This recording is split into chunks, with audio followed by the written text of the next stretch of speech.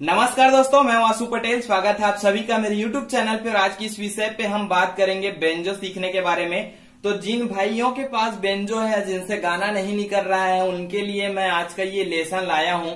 तो देखिए भाई, भारतीय संगीत में 7 स्वर होते हैं संगीत के, जिन्हें हम सारे गामा पधा निसा बोलते हैं। ठीक है, तो बेंजो पे भी हमें सर्वप्रथम इन सारे गामा पधा निसा का अभ्यास करना पड़ता है। अगर आप बेंजो सीख रहे हैं तो सारे गामा पधा निसा का अभ्यास कीजिए।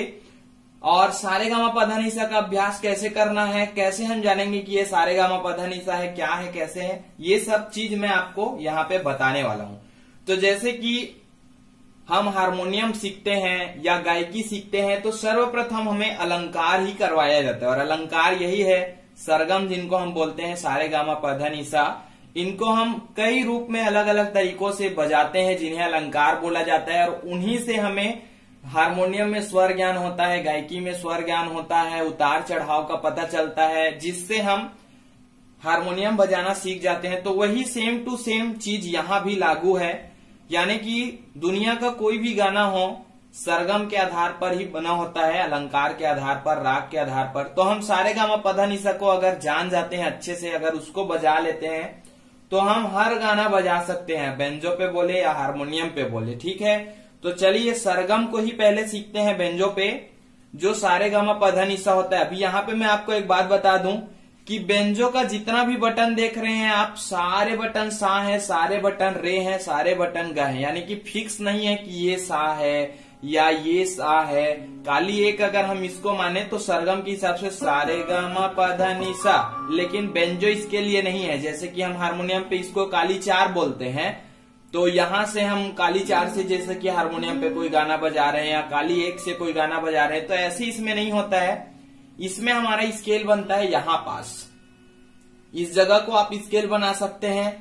ये जगह एकदम मतलब सरल जगह है। अगर हम यहाँ पास को काली 3 या काली 4 बनाते हैं, काली 3 या काली 4 कैसे बनाते हैं, जैसे हारमोनियम के काली 4 में जो साउंड आता है, हम तार को टाइट करके यहाँ पास को ऐसे ट्यून कर देते हैं कि यहाँ पास को जब हम दबाते हैं तो हारमोनियम के काली 4 का साउंड यहाँ पास में आ जाता है। तब हम जान गए कि यहाँ पास को हम लोग काली 4 बना दिए हैं। अब हारमोनियम पे अगर काली 4 से आप कोई गाना बजाते हैं और बेंजो, दोनों को अगर आप एक साथ बजाते हैं तो दोनों का स्वर एकदम मेल हो जाएगा। तो यहाँ पे स्केल बनाना बहुत ही ज्यादा जरूरी रहता है। तो ये जो हमारा, चलिए मान लो जाए हम यहाँ पास को अगर हम सा मानते हैं, ठीक है, ये जगह सबसे उचित जगह है। बेंजो अगर आप बजा रहे हैं तो इसी जगह को सा बनाइए। आपके बेंजो में यहाँ पे 2 बटन होगा, उसके बाद यहाँ पे 3 बटन होगा। फिर भी अगर यहाँ पे 2 बटन है तो इसके नीचे वाले बटन को आप सा बनाइए। ठीक है, यहाँ पास को आप सा बनाइए, इधर का 4 बटन छोड़ दीजिए, उसके बाद जो 5वां बटन हमारा होगा उसे आप सा बनाइए। आप सा बनाने के बाद यहाँ पे क्या होता है, जैसे कि एक सप्तक का टोटल 12 स्वर होता है। तो यहाँ से हम अपना सप्तक ले लेंगे, 12 बटन ले लेंगे। ठीक है, 12 स्वर मतलब 12 बटन। एक सप्तक का 12 स्वर होता है, तो 12 बटन हम यहाँ से गिन लेंगे। 1 2 3 4 5 6 7 8 9 10 11 12। और ये जो है अगले सप्तक का हमारा सा हो गया। ठीक है, ये सा अगले सप्तक का हो गया। तो यहां से जो हमने 12 बटन लिया, ध्यान से देखिए मैं आपको जो समझा रहा हूं। उसके बाद यहाँ पे सरगम करेंगे अलग अलग तरीकों से। सबसे पहले हमने इस जगह को सा बनाया बेंजो पे। अब एक सप्तक पे 12 स्वर होते हैं, तो 1 2 3 4 5 6 7 8 9 10 11 12। ठीक है, 12वां जो हमारा स्वर रहेगा वो नी के बाद लास्ट हो जाता है। ये हमारा अगले सप्तक का सा है। तो यहां से हम चालू कर रहे हैं। तो सबसे पहले शुद्ध स्वरों को हम निकालेंगे। तो शुद्ध स्वर हम कैसे निकालेंगे बेंजो पे, तो शुद्ध स्वर निकालने का एक आसान सा तरीका है। तरीका वो है कि यहां से हम जैसे देखते हैं तो सा है, उसके बाद कोमल रे आता है, फिर शुद्ध रे आता है, फिर कोमल गा आता है, फिर शुद्ध गा आता है, फिर मा आता है, उसके बाद तीव्र मा आता है, फिर प आता है, कोमल धा के बाद शुद्ध धा, कोमल नी, शुद्ध नी, और ये हमारा सा हो गया। तो जब भी हम सरगम बजाते हैं, अलंकार बजाते हैं, तो अगले सप्तक के सा को भी लेते हैं ताकि बजने में अच्छा रहे। तो यहाँ पे हम कैसे निकालेंगे शुद्ध स्वरों को, एकदम सिंपल सा तरीका है। अगर आप कोई भी जगह कोई स्केल बनाते हैं तो शुद्ध स्वरों को निकालने का एक बहुत ही अच्छा सिंपल तरीका ये है कि देखिए यहां से जब हम सा मैं शुद्ध शुद्ध स्वरों का भी ले रहा हूं। सा, ये कोमल रे हो गया, शुद्ध रे, कोमल गा हो गया, शुद्ध गा। तो अभी यहाँ पे आपने क्या महसूस किया, सा रे गा बजाया हमने तो एक एक बटन छोड़ दिया, ठीक है। सा रे गा, एक एक बटन छूटा, सा के बाद एक बटन छोड़ के रे, एक बटन छोड़ के गा। और ये जो मा आता है गा के बाद तुरंत आता है, ठीक है।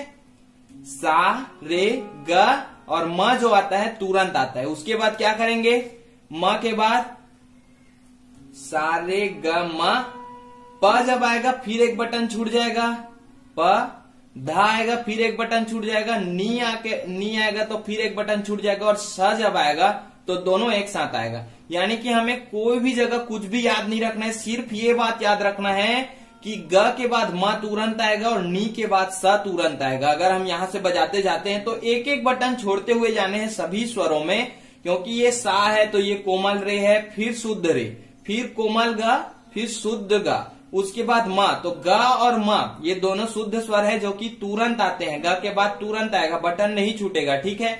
उसके बाद ये तीव्र मा है तो ये क्या है, प है, तो तीव्र मा फिर एक बटन छूट गया, मा और पा के बीच में, फिर पा और धा के बीच में फिर एक बटन छूट गया, और ये धा और नी के बीच में फिर एक बटन छूट गया। और जब सा हम ले रहे हैं तो दोनों एक साथ आ रहा है, यानी कि नी और सा के बीच में कोई भी गैप नहीं है और गा और मा के बीच में कोई भी गैप नहीं है। तो सिर्फ एक ही बात याद रखना है कि एक बात, पहली बात ये याद रखना है कि एक एक बटन छोड़ते हुए जाना है सभी स्वरों में, और दूसरी बात ये याद रखना है कि गा और मा आएगा और नी और सा आएगा तो तुरंत आएगा, ठीक है, तुरंत आएगा। ग और म तुरंत आएगा और नी और स तुरंत आएगा, बाकी सब में एक एक बटन छोड़ना है। ये सिंपल सा तरीका।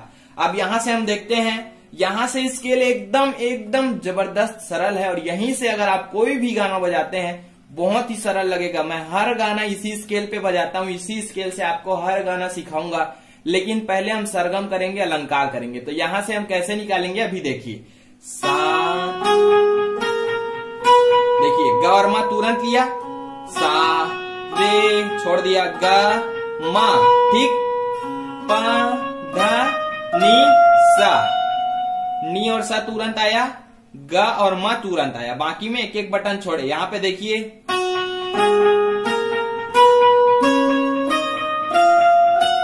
कहीं से भी सरगम कीजिए, आप कहीं से भी कर लीजिए। अगर हम यहां से सरगम करते हैं तो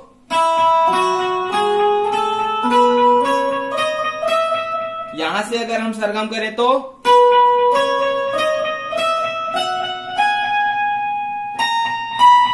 इस प्रकार से हम इस चीज को अगर जान जाते, इस तरीके को अगर जान जाते तो हम हर जगह से सरगम कर सकते हैं। लेकिन हर जगह से हमको सरगम नहीं करना है, सरगम हमें करना है सिर्फ एक जगह से, यहाँ पास को सा मानकर। तो अभी मैंने आपको यहाँ पास को सा मानकर बता दिया।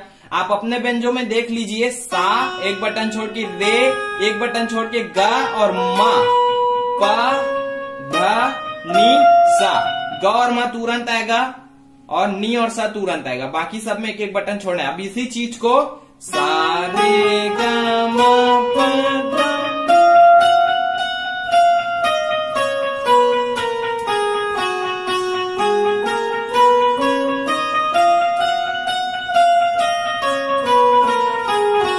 अब इसको थोड़ा थोड़ा फास्ट आपको करते जाना है।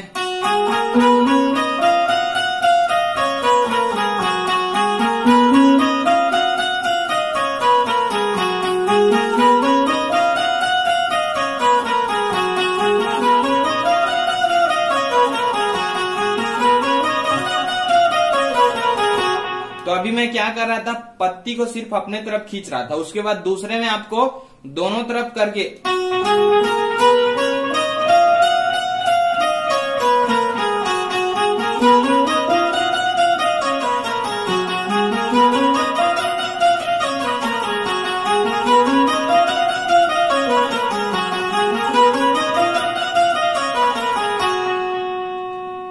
इस प्रकार करके सरगम को हमें कंटिन्यू बजाते जाना है। उसके बाद हम इसी सरगम को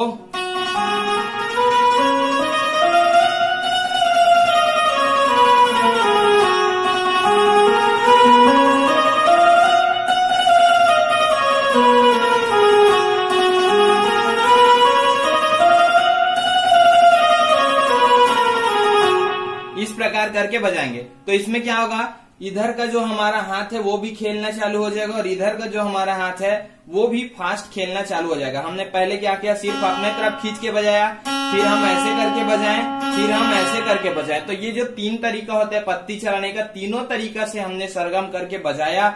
और सरगम हमको करना बहुत जरूरी है अगर आप बेंजो सीखना चाहते हैं तो सरगम से ही हम बेंजो का प्रैक्टिस चालू करेंगे।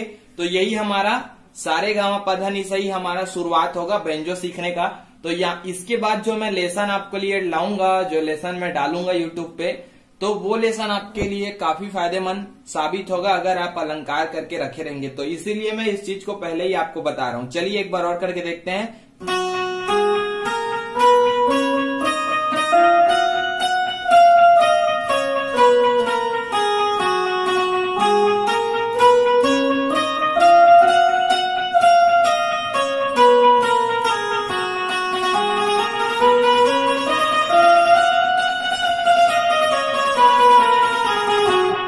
ठीक, तो इस प्रकार से आप सरगम को करके रखे रहिए।